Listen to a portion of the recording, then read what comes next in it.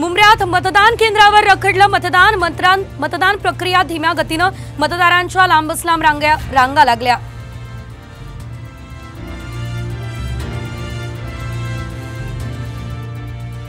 पवईमध्ये मतदान प्रक्रिया संथ गतीने, मतदार ताटकळत, निवडणूक अधिकाऱ्यांवर संतापले मतदार।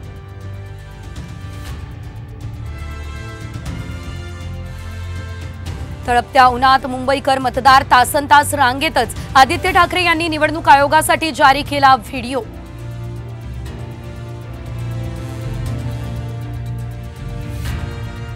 ईव्हीएमला हार घालणं, शांतिगिरी महाराजांना भोवलं, पोलिसांनी दाखल केला गुन्हा।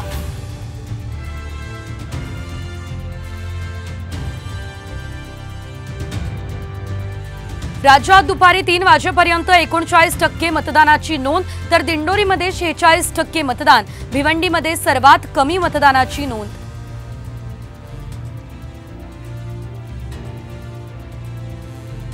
नाशिक आणि दहिसरमध्ये ईव्हीएम मशीन बंद, तासभरापासून ईव्हीएम बंद असल्यानं मतदारांचा खोळंबा।